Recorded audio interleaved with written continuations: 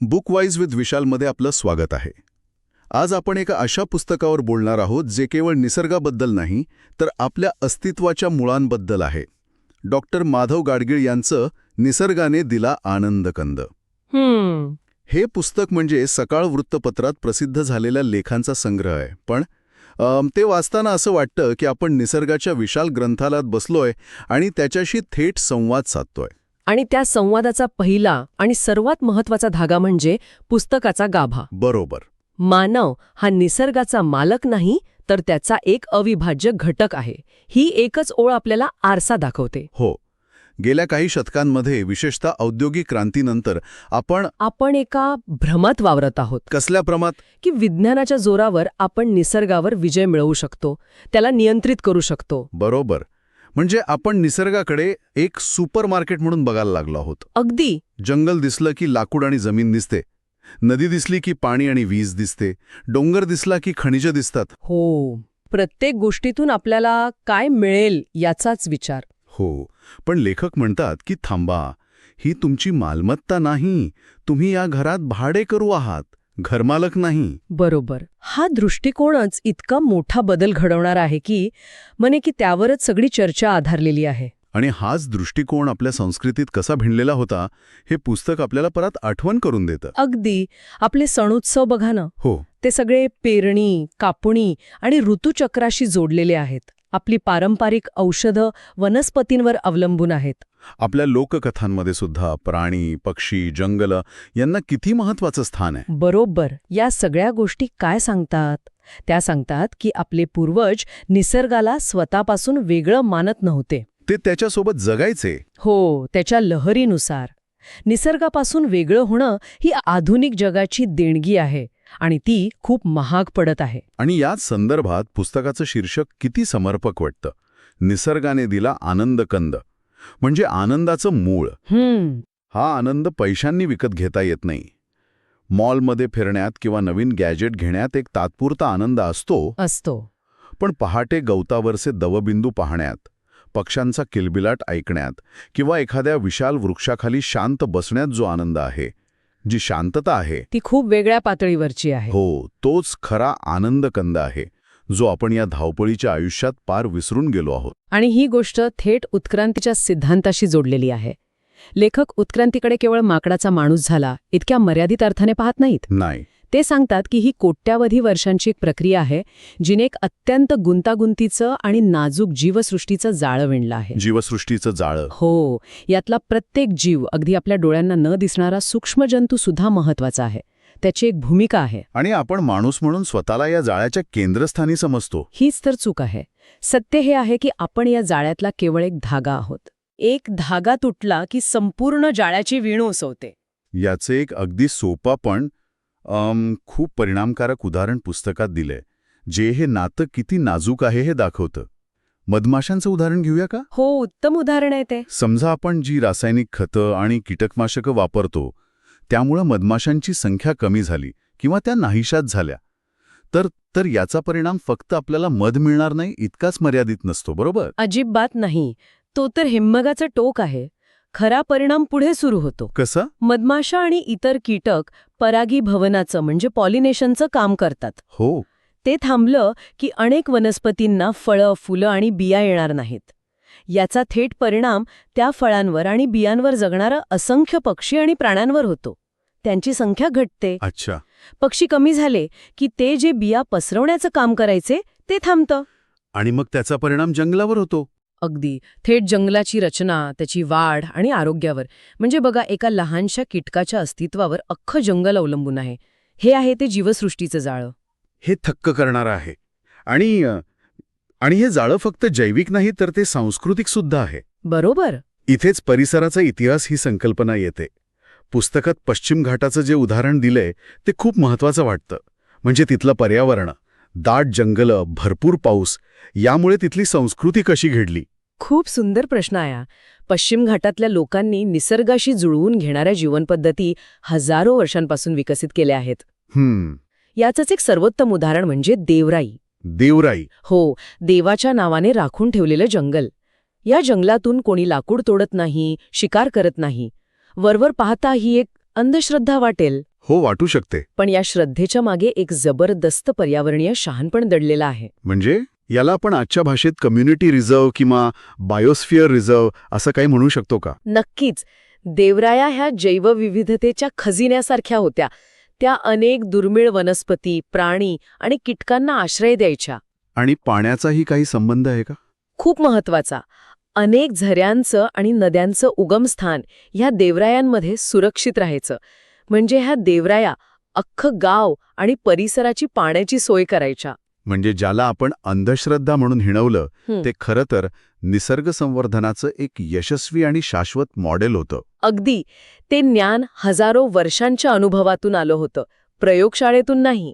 पण मग असा प्रश्न मनात येतो की आजच्या काळात जिथे विकासाची गरज इतकी मोठी आहे तिथे हे पारंपरिक ज्ञान कितपत लागू पडेल? म्हणजे प्रगती कशी होणार? हाच तो संघर्ष आहे ज्याबद्दल लेखक बोलतात. मुद्दा विकासाला विरोध करण्याचा नाहीये. अच्छा. मुद्दा आहे विकासाच्या आंधळ्या व्याख्येला. देवराईचं उदाहरण आपल्याला हेच शिकवतं की निसर्गाचा आदर करूनही विकास साधता येतो. कसा? कदाचित आपल्याला प्रत्येक नदीवर मोठं धरण बांधण्याऐवजी विकेंद्रित पद्धतीने पाणी साठवण्याच्या, वापरण्याच्या पारंपरिक पद्धती पुन्हा शोधाव्या लागतील.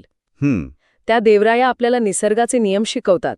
त्या सांगतात की निसर्गाकडून घेताना काही गोष्टी त्याच्यासाठी परत ठेवायला लागतात. आणि हीच गोष्ट नद्यांनाही लागू होते. देवराया झऱ्यांचं रक्षण करतात आणि ते झरे मिळून नदी बनते. पुस्तकात नदीला केवळ वाहणारू पाणी म्हटलेलं नाहीये. नाही, तिला एक जिवंत परिसंस्था म्हटलं आहे. ही संकल्पनाच किती वेगळी आहे. आपण नदीकडे एक पाईपलाईन म्हणून बघतो, पण ती जिवंत आहे म्हणजे काय? जिवंत आहे म्हणजे तिच्यात फक्त पाणी नाही, तिच्यात मासे, जलचर, वनस्पती आणि असंख्य सूक्ष्मजीव आहेत जे एकमेकांवर अवलंबून आहेत. अच्छा. नदीचा प्रवाह, तिला येणारा पूर, या सगळ्या नैसर्गिक क्रिया आहेत. पुरामुळे नदी तिच्या काठावर सुपीक गाळ आणून टाकते, ज्यामुळे जमीन कसदार बनते. ही निसर्गाची स्वतःची पद्धत आहे जमीन सुपीक करण्याची. हो, पण आपण काय केलं? आपण धरणं बांधून तिचा प्रवाह अडवला, वाळू उपसा करून तिचं पात्र उरबाडून काढलं आणि शहरांचं सगळं सांडपाणी तिच्यात सोडून तिला गटारगंगा बनवलं. आपण तिचं जिवंत असणंच हिरावून घेतलं. बरोबर. पण धरणं तर विकासासाठी आवश्यक मानली जातात. वीज, शेतीसाठी पाणी, शहरांना पाणी पुरवठा, या गरजा आपण नाकारू शकत नाही. नाही, गरजा नाकारता येणार नाहीत आणि लेखकही त्या नाकारत नाहीत.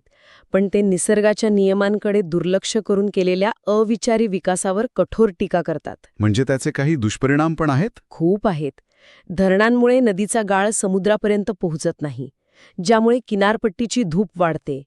धरणांच्या जलाशयामुळे भूकंपप्रवण क्षेत्रात धोका वाढू शकतो. विस्थापितांचे प्रश्न तर आहेतच. मुद्दा हा आहे की आपण विकासाचे असे मॉडेल का स्वीकारत नाही जे निसर्गाच्या चक्रात अडथळा आणणार नाहीत. हाच विचार समुद्राच्या बाबतीतही मांडला आहे. समुद्राबद्दल? हो. आपल्याला वाटतं समुद्र अथांग आहे, त्यात कितीही कचरा टाकला तरी काही फरक पडत नाही. हो, समुद्राबद्दल तर आपण खूपच अनभिज्ञ असतो. किनारे आणि मासे या पलीकडे आपल्याला फारसं काही माहीत नसतं. बरोबर आहे. पण पुस्तकात एक धक्कादायक सत्य सांगितलं आहे. आपण जो श्वास घेतो त्यातील अर्ध्याहून अधिक ऑक्सिजन. अर्ध्याहून अधिक? हो, अर्ध्याहून अधिक ऑक्सिजन समुद्रातील सूक्ष्म वनस्पती आणि जीव तयार करतात, ज्यांना प्लवक किंवा प्लँक्टन म्हणतात. अरे बापरे. म्हणजे आपली फुफ्फुसं जेवढी महत्वाची आहेत तेवढा समुद्रही महत्वाचा आहे. पण प्लास्टिक प्रदूषण, तेल गळती आणि विनाशकारी मासेमारीच्या पद्धतींमुळे आपण ह्या अदृश्य जगालाही संपवत चाललो आहोत. या सगळ्या चर्चेनंतर आता आपण पुस्तकाच्या त्या भागाकडे येऊया जिथे या सगळ्या गंभीर वास्तवाला एक भावनिक आणि सुंदर किनारा आहे. तो म्हणजे आनंदकंद. हा निसर्गातून मिळणारा आनंद भौतिक सुखापेक्षा वेगळा कसा आहे? आधुनिक जीवनशैलीने आपल्याला निसर्गापासून तोडला आहे.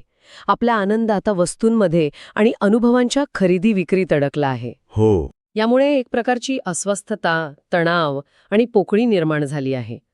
या उलट निसर्ग आपल्याला काहीही न करता आनंद देतो. काहीही न करता? हो.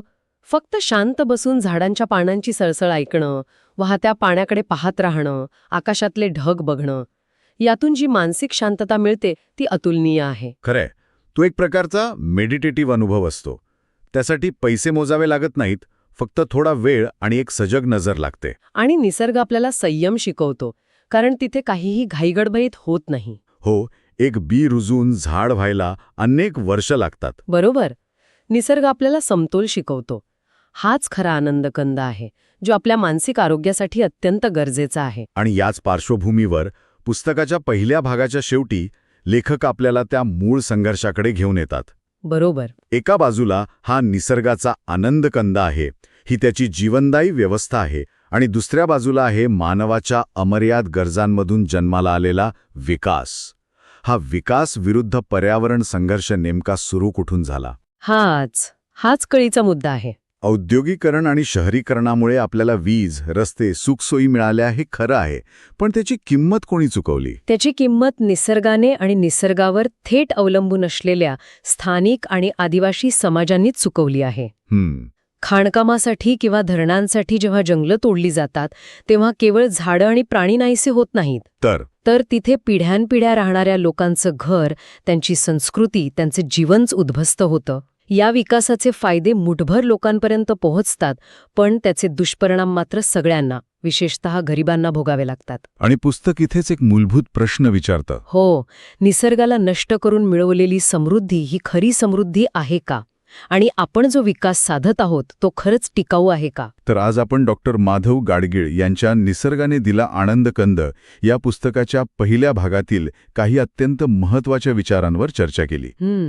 या चर्चेचं सारं एका वाक्यात सांगायचं तर तो हाच आहे की आपण निसर्गाकडे पाहण्याचा आपला चष्मा बदलायला हवा. अगदी. स्वतःला निसर्गाचा मालक, विजेता किंवा नियंत्रक समजण्याऐवजी त्याचा एक नम्र आणि कृतज्ञ भाग म्हणून जगायला शिकलं पाहिजे. आणि ही चर्चा आपल्याला एका मोठ्या प्रश्नावर विचार करायला लावते की विकास आणि पर्यावरण यांच्यातला हा संघर्ष खरंच अटळ आहे का? बरोबर. की या दोघांमध्ये समन्वय साधणारा, दोघांनाही सोबत घेऊन जाणारा एखादा तिसरा, अधिक शहाणपणाचा मार्ग असू शकतो? यावर आपण सगळ्यांनी विचार करण्याची गरज आहे. जर आपल्याला हा संवाद आणि ही चर्चा आवडली असेल तर बुकवाईज विथ विशाल लाईक करा, आपल्या मित्रांसोबत शेअर करा आणि चॅनलला सबस्क्राईब करायला विसरू नका. पुढच्या भागात आपण या पुस्तकाच्या दुसऱ्या भागावर चर्चा सुरू करू, ज्यात हा विकास पर्यावरण संघर्ष अधिक सखोलपणे आणि अनेक उदाहरणांसहित मांडला आहे. तोपर्यंत निसर्गाचा आनंद घेत राहा. मागच्या भागात आपण डॉक्टर माधव गाडगीळ यांच्या विचारांच्या आधारे मानव आणि निसर्गाच्या नात्याचा पाया समजून घेतला होता. हो, म्हणजे उत्क्रांतीच्या पटलावर माणूस कसा निसर्गाचाच एक भाग होता आणि मग हळूहळू तो संघर्ष कसा सुरू झाला ह्यावर आपण बोललो. अगदी. आणि आज आपण हाच विचार प्रवाह अधिक सखोल पातळीवर नेणार आहोत. हा आहे आपल्या चर्चेचा दुसरा भाग. आजच्या चर्चेचा केंद्रबिंदू किंवा आत्मा म्हणता येईल ती आहे जैवविविधता ही संकल्पना. बरोबर. आणि आज आपण जैवविविधतेचं खरं महत्त्व काय आहे, निसर्ग संवर्धनाची गरज का आहे आणि विज्ञानाच्या मर्यादा काय आहेत यावर बोलणार आहोत. हो, आणि डॉक्टर गाडगीळ सुरुवातीलाच एक मोठा गैरसमज दूर करतात. जैवविविधता म्हणजे केवळ जंगलातले वाघ, सिंह मोजणं किंवा दुर्मिळ वनस्पतींची यादी करणं नाही. हे महत्त्वाचं आहे, कारण बायोडायव्हर्सिटी हा शब्द ऐकल्यावर अनेकांच्या डोळ्यासमोर जंगल सफारीच येते. मग ही संकल्पना नेमकी आहे तरी काय? म्हणजे बघा, ह्या संकल्पनेला आपल्याला 3 मुख्य स्तरांवर समजून घ्यावं लागेल. 3 स्तर? ठीक आहे. पहिला आणि सगळ्यात पायाभूत स्तर आहे जनुकीय विविधता. जनुकीय विविधता म्हणजे जेनेटिक डायव्हर्सिटी. अगदी. म्हणजे एकाच प्रजातीमध्ये आढळणारी अंतर्गत विविधता. आंब्याचं उदाहरण घेऊया. आंबा ही एकच प्रजाती आहे, पण त्याचे हापूस, पायली, केशर, लंगडा कितीतरी प्रकार आहेत. हो, बरोबर. प्रत्येकाची चव वेगळी, आकार वेगळा. तसंच भाताचं आहे. भारतात पूर्वी भाताच्या हजारो पारंपरिक जाती होत्या. थांबा, पण एकाच प्रजातीमध्ये इतकी व्हरायटी असण्याचं महत्त्व काय? म्हणजे हापूस आंबा चवीला सर्वोत्तम आहे, मग आपल्याला पायरी किंवा केशराची गरजच काय? हाच कळीचा मुद्दा आहे. ही विविधता त्या प्रजातीसाठी एक प्रकारची विमा पॉलिसी आहे. विमा पॉलिसी. इंटरेस्टिंग. समजा आंब्याच्या झाडांवर एखाद्या नव्या रोगाची साथ आली. कदाचित तो रोग हापूस जातीला खूप घातक ठरेल. अच्छा. पण शक्य आहे की पायरी किंवा केशर जातीमध्ये त्या रोगाचा सामना करण्याची नैसर्गिक क्षमता असेल. त्यामुळे हापूसचं नुकसान झालं तरी आंब्याची प्रजाती पूर्णपणे नष्ट होणार नाही. वाह. म्हणजे एकाच गोष्टीवर अवलंबून राहण्याचा धोका निसर्ग टाळतो. निसर्गाची स्वतःची इन्शुरन्स पॉलिसी. हे खूपच रंजक आहे. बरोबर. निसर्गाने कोट्यावधी वर्षांच्या अनुभवातून शिकलेला हा धडा आहे. ठीक आहे. ही झाली जनुकीय विविधता. यापुढचा स्तर कोणता? पुढचा स्तर आहे प्रजातींची विविधता म्हणजे स्पीसीज डायव्हर्सिटी. म्हणजे वेगवेगळ्या वनस्पती, प्राणी. अगदी. एका विशिष्ट प्रदेशात, समजा एखाद्या जंगलात, किती वेगवेगळ्या प्रकारच्या वनस्पती, प्राणी, पक्षी, कीटक आणि सूक्ष्मजीव एकत्र नांदतात ते. याचं एखादं उदाहरण. समजा एक जंगल असं आहे जिथे फक्त निलगिरीची झाडं लावली आहेत आणि दुसरं असं आहे जिथे साग, साल, मोहो, वड, पिंपळ अशी शेकडो प्रकारची झाडं आहेत. दिसायला तर दोन्ही जंगलच आहेत. काय फरक पडेल? जमीन आसमानाचा. जिथे फक्त निलगिरी आहे तिथे त्यांना खाणारे ठराविक कीटक आणि त्यावर जगणारे ठराविक पक्षीच असतील. ती परिसंस्था खूप ठिसूळ असते. आणि दुसऱ्या जंगलात? जिथे शेकडो प्रकारची झाडं आहेत तिथे हजारो प्रकारचे कीटक, पक्षी, प्राणी यांना आधार मिळतो.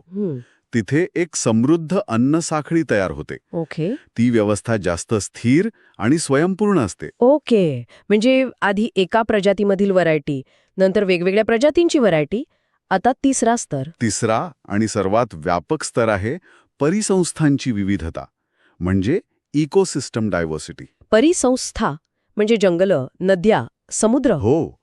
आपली पृथ्वी सपाट नाहीये.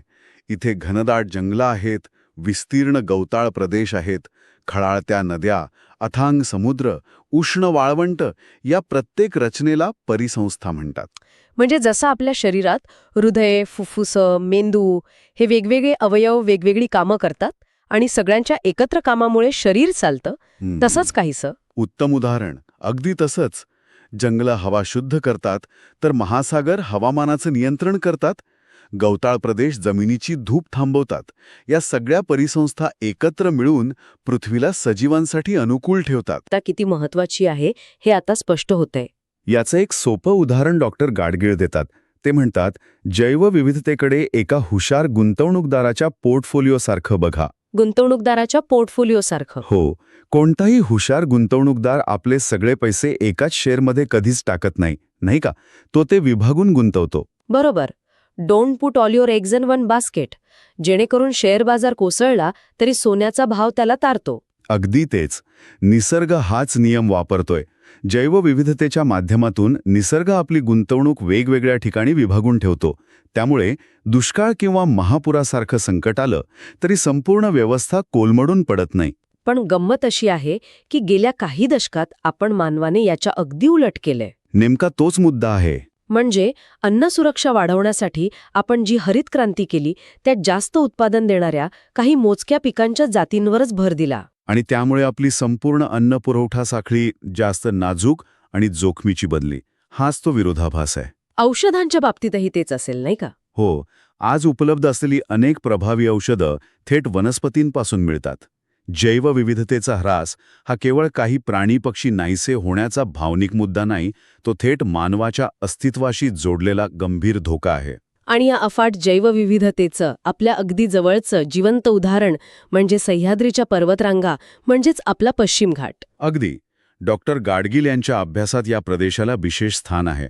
कारण पश्चिम घाट हे केवळ एक निसर्गरम्य पर्यटन स्थळ नाही. ते जगातल्या बायोडायव्हर्सिटी हॉटस्पॉटपैकी एक आहे. बरोबर. हॉटस्पॉट म्हणजे अशी जागा जिथे प्रचंड जैवविविधता आहे, पण मानवी हस्तक्षेपामुळे ती धोक्यात आली आहे. इथल्या स्थानिक प्रजातींबद्दलही ते बोलतात, ज्या जगात इतर कुठेही सापडत नाहीत. हो. एंडेमिक स्पीशीज त्या फक्त याच प्रदेशात, इथल्या विशिष्ट हवामानात उत्क्रांत झाल्या आहेत. म्हणूनच पश्चिम घाटाला दक्षिण भारताची जीवनरेषा म्हणतात. जीवनरेषा, कारण इथली जंगलं आपल्या नद्यांचे उगमस्थान आहेत. अगदी. गोदावरी, कृष्णा, कावेरीसारख्या मोठमोठ्या नद्यांना वर्षभर पाणी पुरवण्याचं जीवनदायी काम ही जंगलं करतात. पण या जीवनरेषेवर विकासाच्या मावाखाली मोठे आघात झाले आहेत. खाणकाम, मोठी धरणं, रस्ते. आणि या विकासामुळे नद्यांचे प्रवाह बदलले, पावसाचं नैसर्गिक चक्र विस्कळीत झालं. पण सर्वात जास्त परिणाम झाला तो तिथे हजारो वर्ष राहणाऱ्या स्थानिक समुदायांवर. त्यांची जीवनशैलीच धोक्यात आली. इथेच इकोसेन्सिटिव्ह झोन ही संकल्पना येते, ज्यावरून नेहमीच वाद होतात. हो. आणि त्याबद्दल खूप गैरसमज आहेत. लोकांना वाटतं की हे क्षेत्र घोषित झालं म्हणजे तिथे विकासाला पूर्णपणे बंदी येते. सगळं काही ठप्प होतं. हाच गैरसमज डॉक्टर गाडगीळ दूर करतात.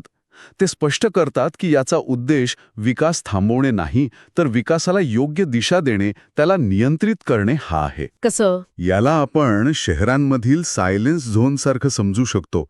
हॉस्पिटलजवळ गाड्यांना पूर्ण बंदी नसते, पण तिथे वेगावर आणि हॉर्न वाजवण्यावर बंधनं असतात, कारण ती जागा संवेदनशील असते.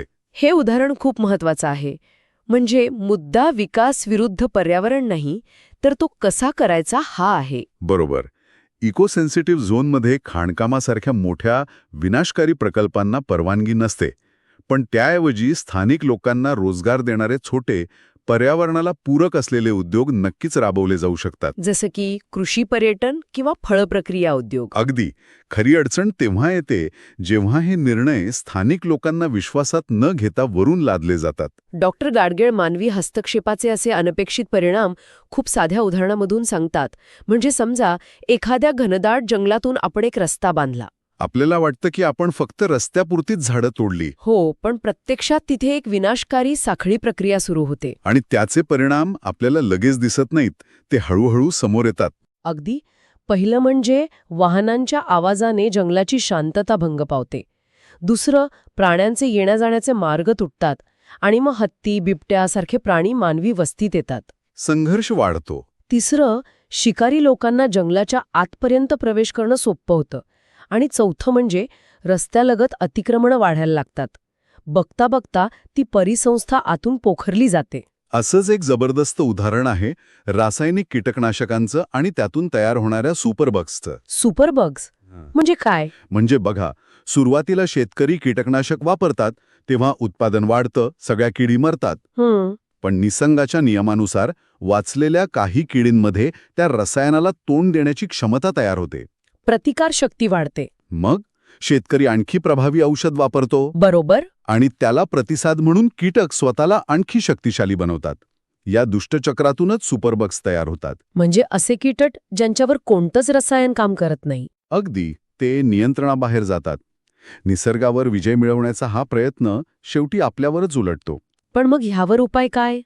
आपण विज्ञानाचा वापर थांबवायचा का? नाही, अजिबात नाही. डॉक्टर गाडगीळ विज्ञानाला दोष देत नाहीत. उलट ते म्हणतात की विज्ञानामुळेच आपल्याला निसर्गाची ही गुंतागुंत समजायला मदत झाली. पण ते विज्ञानाच्या मर्यादांचीही जाणीव करून देतात. हो, प्रयोगशाळेत नियंत्रित वातावरणात मिळालेले निष्कर्ष प्रत्यक्ष निसर्गात तंतोतंत लागू पडतीलच असं नाही. कारण निसर्ग ही एक प्रचंड गुंतागुंतीची व्यवस्था आहे. मग संतुलन कसे साधायचं? उपाय आहे समन्वयात. विज्ञान आणि पारंपरिक ज्ञान यांच्यात संवाद हवा. म्हणजे स्थानिक लोकांचं ज्ञान. हो. स्थानिक लोकांना त्यांच्या पिढ्यानपिढ्यांच्या अनुभवातून निसर्गाबद्दल जे ज्ञान मिळालेलं आहे त्याला आधुनिक विज्ञानाची जोड दिली पाहिजे. निसर्गाला फक्त तज्ज्ञांच्या नजरेतून नाही, तर तिथे राहणाऱ्या लोकांच्या अनुभवातूनही पाहिलं पाहिजे. आणि हाच मुद्दा थेट लोकशाही मूल्यांशी जोडला जातो नाही का? अनेकदा मोठे प्रकल्प लोकांच्या डोक्यावर लादले जातात. हीच आपल्या व्यवस्थेतील सर्वात मोठी शोकांतिका आहे. ज्यांना त्याचे थेट परिणाम भोगावे लागतात त्यांनाच निर्णय प्रक्रियेतून बाहेर ठेवलं जातं. म्हणूनच डॉक्टर गाडगीळ निसर्ग संवर्धनाला लोकशाहीशी जोडतात.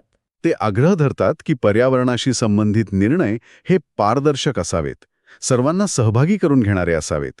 निसर्ग वाचवणं ही फक्त काही तज्ज्ञांची किंवा सरकारची जबाबदारी नाही, ती आपल्या सर्वांची सामूहिक जबाबदारी आहे. याचाच अर्थ निसर्ग संवर्धन म्हणजे निसर्गाला माणसापासून दूर एखाद्या काचेच्या पेटीत बंद करून ठेवणं नव्हे. अजिबात नाही. माणूस निसर्गाचा अविभाज्य भाग आहे. तो निसर्गाचा वापर करणाराच आहे. पण तो वापर मर्यादित, विवेकी आणि निसर्गाला स्वतःला सावरण्याची संधी देणारा असावा. हे आपल्या आणि आईवडिलांच्या नात्यासारखं आहे असं ते म्हणतात. अगदी. ते आपल्याला सर्व काही देतात, पण आपण त्यांची काळजी घेणं, त्यांना आदर देणं ही आपली जबाबदारी असते. तसंच निसर्गाचं आहे. आपण झाडं तोडली तर नवीन लावलीच पाहिजेत. पाणी वापरलं तर ते जिरवलंच पाहिजे. आज आपण ज्या संकटांना सामोरे जात आहोत, हवामान बदल, पूर, दुष्काळ, ही संकटं निसर्गाने निर्माण केलेली नाहीत, ती आपल्या कृतींचेच परिणाम आहेत. हो. त्यामुळे उपाय शोधण्यासाठी आपल्याला आपल्या जीवनशैलीत, आपल्या विचारांमध्ये बदल करावा लागेल. आणि याची सुरुवात प्रत्येक व्यक्ती स्वतःपासून करू शकते. पाणी वाचवणे, ऊर्जा बचत करणे, अशा छोट्या छोट्या गोष्टींमधून. बरोबर. या छोट्या कृतींचा एकत्रित परिणाम खूप मोठा असतो. तर आजच्या चर्चेचा गाभा हा आहे की निसर्गाचा आनंद घेणे आणि निसर्गाप्रती आपली जबाबदारी पार पाडणे या दोन वेगवेगळ्या गोष्टी नाहीत, त्या एकाच नाण्याच्या दोन बाजू आहेत. निसर्गाशी सुसंवाद साधूनच खरं आणि दीर्घकाळ टिकणारं समाधान मिळू शकतं. पुन्हा कसा प्रस्थापित करता येईल हा महत्वाचा प्रश्न आहे. यावर नक्कीच विचार करायला हवा. डॉक्टर माधव गाडगीळ यांच्या विचारांचा हा सखोल अभ्यास आवडला असेल तर बुकवाईज विथ विशाल या चॅनलला लाईक, शेअर आणि सबस्क्राईब करायला विसरू नका. पुढच्या वेळी आपण या पुस्तकाच्या शेवटच्या आणि तितक्याच महत्वाच्या भागावर चर्चा करणार आहोत. नमस्कार. डॉक्टर माधव गाडगीळ यांच्या निसर्गाने दिला आनंदकंद या पुस्तकावरच्या आपल्या चर्चेच्या या अंतिम टप्प्यात आपलं स्वागत आहे. मागच्या 2 भागांमध्ये आपण निसर्गाची अफाट रचना, सजीवांमधली गुंतागुंतीची नाती, उत्क्रांतीचा प्रवास आणि विकासाच्या नावाखाली निसर्ग आणि माणसामध्ये जो संघर्ष उभा राहिला त्यावर आपण सविस्तर बोललो. आता आपण या पुस्तकाच्या अगदी शेवटच्या आणि मला वाटतं सर्वात महत्त्वाच्या भागाकडे वळतोय. हा भाग म्हणजे एका मोठ्या प्रवासाचा कळस आहे. इथपर्यंत लेखक आपल्याला वैज्ञानिक तथ्य आणि माहिती देत होते, पण आता ते थेट आपल्या काळजाला हात घालतात. हा भाग एका मोठ्या प्रश्नाभोवती फिरतो. पर्यावरणाचं संकट इतकं मोठं आहे हे आपल्याला विज्ञानाने सांगितलंय, सगळी माहिती आपल्यासमोर आहे, मग तरीही आपण बदलायला तयार का नाही, कृती का घडत नाहीये? लेखकाच्या मते याचं उत्तर विज्ञानात नाही तर आपल्या विचार करण्याच्या पद्धतीत, आपल्या नैतिकतेत आणि निसर्गाशी तुटलेल्या आपल्या नात्यात दडलंय. चला या उत्तराचा शोध घेऊया.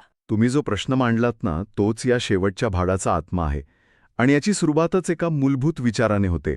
लेखक म्हणतात, सगळ्यात मोठी चूक आपण तिथे केली जिथे आपण माणूस विरुद्ध निसर्ग असा एक संघर्ष उभा केला. आपण स्वतःला निसर्गाचे मालकच समजू लागलो, पण सत्य हे आहे की आपण निसर्गाचाच एक भाग आहोत. म्हणजे जंगलात वाघ आणि हरिण जसे एकाच व्यवस्थेचे भाग आहेत तसेच आपणही आहोत. त्यांच्यात संघर्ष नाहीये, एक संतुलन आहे. बरोबर. लेखकांच्या मते हे संतुलन आपण विसरलो आणि तेव्हापासूनच खऱ्या समस्या सुरू झाल्या. आणि मग लेखक यावर उपाय म्हणून सहअस्तित्व हा शब्द वापरतात. पण अनेकांना हा शब्द ऐकून वाटू शकतं की मग काय, परत आदिमानवासारखं राहायचं का? हो. म्हणजे आधुनिक विकास पूर्णपणे थांबवायचा का? नाही. आणि हाच गैरसमज लेखक दूर करतात. सहअस्तित्व म्हणजे विकास थांबवणं नाही, तर विकासाची दिशा बदलणं. त्यांनी दिलेलं एक उदाहरण खूप छान आहे. समजा आपण एका मोठ्या जुन्या वाड्यात आपल्या भावंडांसोबत राहतो. तो वाडा आपल्या पूर्वजांनी आपल्याला दिला आहे. ठीक आहे. आता आपल्याला आपल्या सोयीसाठी आपल्या खोलीत काही बदल करायचे असतील तर आपण ते करतो. पण आपण असं काही करतो का ज्यामुळे वाड्याचा मूळ पायाच खचून जाईल? नाही, अजिबात नाही. किंवा दुसऱ्या भावंडांना त्रास होईल? नाही. कारण आपल्याला माहिती आहे की हा वाडा आपला एकट्याचा नाहीये आणि तो आपल्याला पुढच्या पिढीच्या हाती शाबूत द्यायचा आहे. बरोबर. निसर्गाचंही तसंच आहे. तो आपला वडिलोपार्जित वाडा आहे. आपण त्यात बदल करू शकतो, पण त्याच्या मूळ पायाला म्हणजे परिसंस्थेला धक्का लावण्याचा अधिकार आपल्याला नाही. हे खूपच समर्पक उदाहरण आहे. पण मग पूर्वीचे लोक हे नातं कसं जपत होते? कारण त्यांच्याकडे तर आजच्यासारखं प्रगत विज्ञान नव्हतं. त्यांच्याकडे अनुभवातून आलेलं शहाणपण होतं. लेखक याला परंपरेचं ज्ञान म्हणतात. आणि इथे खूप महत्वाचा मुद्दा समोर येतो. लेखक असं म्हणत नाहीत की परंपरेने जपलेली प्रत्येक गोष्ट चांगली होती, पण निसर्गाच्या बाबतीत त्यांच्याकडे एक विलक्षण दृष्टी होती. त्यांनी निसर्गाच्या संरक्षणासाठी एक प्रकारची सामाजिक प्रतिकारशक्ती म्हणजे सोशल इम्युन सिस्टम तयार केली होती. सामाजिक प्रतिकारशक्ती हा विचार खूपच नवीन आहे. म्हणजे नेमकं काय? याचं उत्तम उदाहरण म्हणजे देवराई. हो. म्हणजे गावाजवळचं एक पवित्र मानलेलं जंगल. तिथे कोणी झाड तोडत नसे, शिकार करत नसे. का? कारण त्यावर देवाचा कोप होईल ही श्रद्धा होती. बरोबर. आजच्या काळात आपल्याला ही अंधश्रद्धा वाटेल, पण लेखक म्हणतात की त्या श्रद्धेच्या आवरणामागे एक अत्यंत प्रभावी विकेंद्रित संसाधन व्यवस्थापन म्हणजे डिसेंट्रलाइज्ड रिसोर्स मॅनेजमेंट होतं. अच्छा. कोणताही कायदा नव्हता, पोलीस नव्हते, पण केवळ सामाजिक श्रद्धेच्या जोरावर त्या जंगलाचं, तिथल्या जैवविविधतेचं रक्षण होत होतं. खरंय. आज करोडो रुपये खर्च करून कायदे करूनही जे आपल्याला जमत नाही ते त्यांनी श्रद्धेतून साधलं होतं. नदीला आई म्हणणं. अगदी. तो केवळ अलंकार नव्हता, तर तिला प्रदूषित करण्यापासून रोखणारा एक सामाजिक नियम होता. म्हणजे तुम्ही म्हणताय की या परंपरा म्हणजे निसर्ग संरक्षणाचे अलिखित नियम होते. बरोबर. पण मग आजच्या काळात त्या परंपरा मागे पडल्यात. मग आता काय करायचं? विज्ञानावर अवलंबून राहायचं की पुन्हा त्या परंपरांकडे जायचं? लेखक म्हणतात की या दोघांमध्ये निवड करण्याची गरजच नाहीये.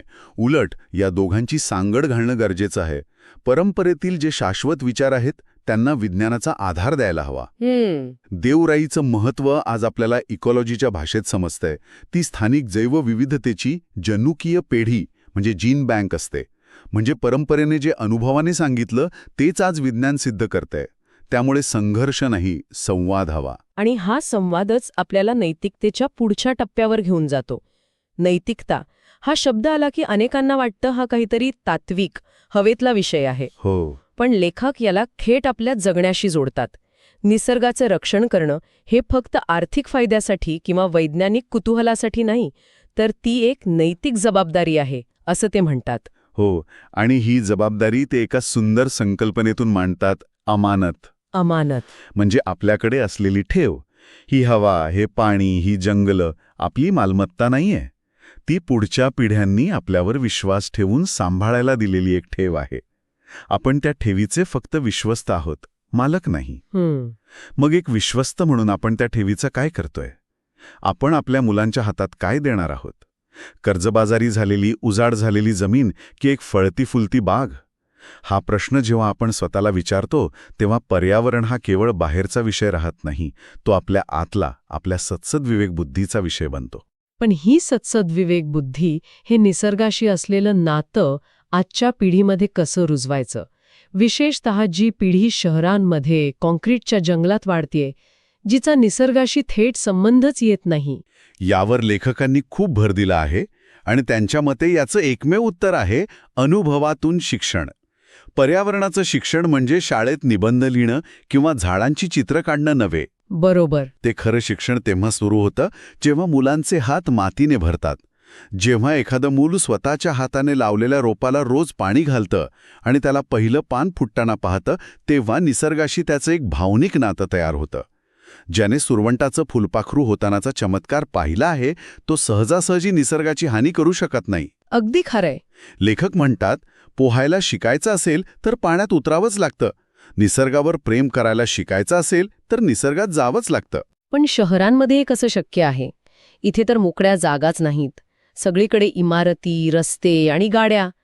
निसर्गापासून दुरावल्यामुळे मुलांमध्ये चिडचिडेपणा, तणाव यांसारख्या समस्या वाढतायत, असंही निरीक्षण लेखक नोंदवतात. याला काही उपाय आहे का? नक्कीच आहे. शहरं म्हणजे निसर्गाची शत्रूच असली पाहिजेत असं नाही. लेखक म्हणतात की आपल्याला नेचर फ्रेंडली सिटीज म्हणजे नेचर फ्रेंडली सिटीजची रचना करायला हवी. म्हणजे काय? तर शहरात अनेक छोटी छोटी जंगलं म्हणजे उद्यानं तयार करणं, इमारतींच्या गच्चीवर बाल्कनीमध्ये बागकाम करायला प्रोत्साहन देणं, पावसाचं पाणी जमिनीत मुरवण्यासाठी सोसायट्यांमध्ये व्यवस्था करणं, रस्त्यांच्या कडेला परदेशी शोभेच्या झाडांऐवजी वड, पिंपळ, आंबा यांसारखी स्थानिक झाडं लावणं, जेणेकरून त्यावर पक्षी, कीटक अवलंबून राहू शकतील. अगदी. या छोट्या छोट्या गोष्टींमधून शहरंसुद्धा पुन्हा निसर्गाशी श्वास घेऊ शकतात. म्हणजे समस्या जरी जागतिक असली तरी उत्तरं स्थानिक पातळीवरच शोधावी लागतात. या विचाराकडे आपण येतो. अगदी बरोबर. आणि हे सूत्र लेखक वारंवार मांडतात. एकच उपाय सर्वांसाठी म्हणजे वन साइज फिट्स ऑल. हे धोरण पर्यावरणात कधीच यशस्वी होत नाही. याचं एक उत्तम उदाहरण म्हणजे पाणी. राजस्थानातल्या वाळवंटात पाणी वाचवण्याच्या ज्या पद्धती आहेत त्या कोकणातल्या अतिवृष्टीच्या प्रदेशात कशा लागू पडतील? नाही पडणार. तिथल्या लोकांच्या गरजा, तिथली जमीन, तिथला पाऊस सगळं वेगळं आहे. त्यामुळे प्रत्येक गावाने, प्रत्येक शहराने आपल्या स्थानिक परिस्थितीनुसार तिथल्या लोकांच्या पारंपरिक ज्ञानाचा वापर करून उपाय शोधले पाहिजेत.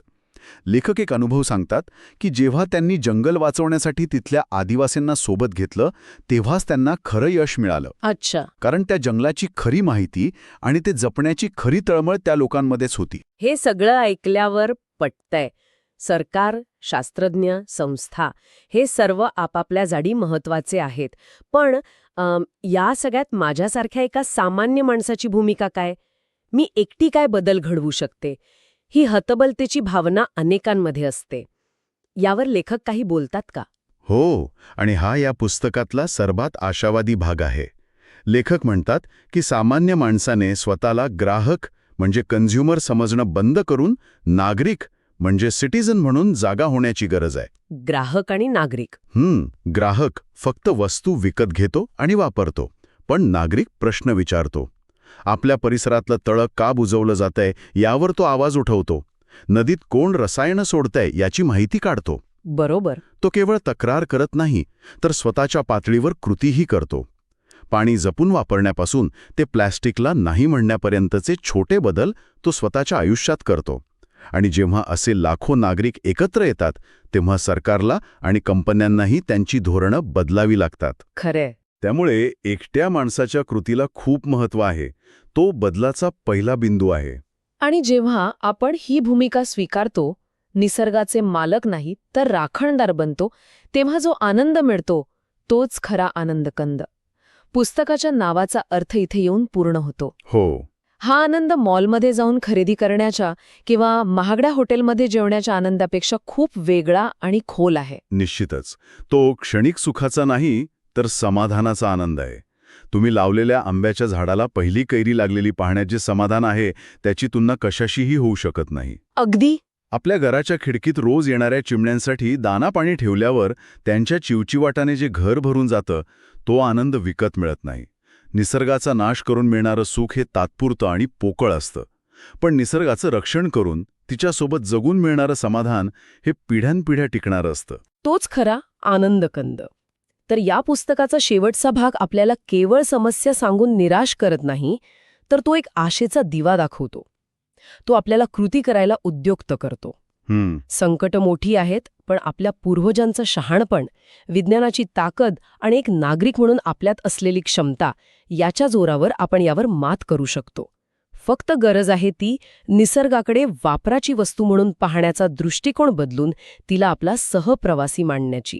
आणि या सगळ्या चर्चेचं सार एका वाक्यात सांगायचं झालं तर ते हेच की निसर्गाला वाचवणं म्हणजे दुसरं तिसरं काही नसून स्वतःलाच वाचवणं आहे. बरोबर. कारण आपलं अस्तित्व निसर्गावर अवलंबून आहे, निसर्गाचं आपल्यावर नाही. हा एक विचार जरी आपल्या मनात खोलवर रुजला तरी आपल्या कृती आपोआप बदलतील.